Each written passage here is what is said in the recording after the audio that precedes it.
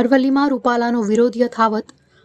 માલપુર તાલુકા રાજપૂત સંગઠન દ્વારા રેલી યોજાઈ। માલપુર 4 રસ્તાથી મામલતદાર કચેરી સુધી યોજાઈ રેલીમાં રૂપાલા વિરુદ્ધ સૂત્રોચ્ચાર સહિત હાઈ પોકારી। રૂપાલાની ટિકિટ રદ કરવાની રાજપૂત સંગઠન દ્વારા કરાઈ માંગ। માલપુર મામલતદારને અપાયું આવેદનપત્ર। અહેવાલ તેજેન્દ્રસિંહ રાઠોડ, માલપુર। રાજપૂત સમાજને બીજા કોઈ સમાજ જોડે કે કોઈ અમારો કોઈ વેર નથી, કોઈ અમે એમના જોડે દેશ આઝાદ થયો તારા બી અમે રાજપૂતોએ બલિદાન આપ્યા છે। આજની પરિસ્થિતિમાં આ વિરોધ ચાલે છે, છતાં બી દેશ ઉપર એવી કોઈ સંકટ આવી પડે તો બી અમે દેશના જોડે ઊભા રહેવા તૈયાર છીએ।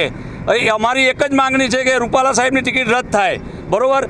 એના માટે જો મોવડી મંડળ ભાજપ કયા અવડમાં છે એ અમને કંઈ સમજણ પડતી નથી। અડવાણી જેવા સારા નેતા, લાલકૃષ્ણ અડવાણી ગયા, મુરલી મનોહર જોશી, વીપી, બીજા ઘણા બધા જે ધરખમ નેતાઓ હતા એમને જો એ લોકો સાઈડ લાઈન કરી શકતા હોય અને એક રૂપાલાને જો માણસ સાઈડ લાઈન નહીં કરી શકતા હોય તો એવું શું મજબૂરી છે કે જેણે ટિપ્પણી કરી છે, અમારી બહેન બેટીઓ વિશે ટિપ્પણી કરી છે, એના વિરોધમાં જો અમે અત્યારે અમે પેલા ગાંધીજી હતા એ બી દેશ આઝાદ કરવામાં સરદાર ભગતસિંહ જે હતા, રાજગુરુ હતા, બધા ખપાઈ ગયા છે, પણ ગાંધીજીને દેશ આઝાદ કરવામાં બધાએ બલિદાન આપ્યું છે। પણ ગાંધીજીનું અલગ નેતૃત્વ હતું કે એક ઢોલ મારો તો ગાંધીજી બીજો ગાલ કરતા હતા, પણ આ સમાજ એ નથી કે એક ગાલ ઉપર ઢોલ પડી છે બીજો ગાલ આગળદર છે, એ આ બ્લડમાં નથી।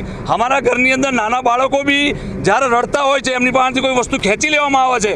અમારી પાસે તો ઘણું બધું ખેંચી લીધું છે, પણ જ્યારે અમારા ઘરની અંદર વર્ષ 2 વર્ષના બાળકો એમની હાથમાંથી કોઈ વસ્તુ ખેંચી લેવા આવે છે ત્યારે બગડે છે, ત્યારે અમારા ઘરના ફેમિલી બી બોલતા હોય કે બાપુ બગડ્યા એ શબ્દ અમારા ડીએનએમાં છે। એટલે અમે બાપુ બગડવા માગતા નથી, પણ બાપુઓના પાસેથી જે વસ્તુ ખેંચી લીધી છે અને અમારો બેન બેટી વિરુદ્ધમાં આટલા અપશબ્દો બોલ્યા છે। અમારી એક જ માંગણી છે, બીજા કોઈ સમાજ કે કોઈ મોદી સાહેબ કે અમિત શાહ કોઈનાથી અમારો વિરોધ નથી, પક્ષથી કોઈ વિરોધ નથી। અમારો ફક્ત ઉદ્દેશ છે ટિકિટ રદ થવી જોઈએ, બસ।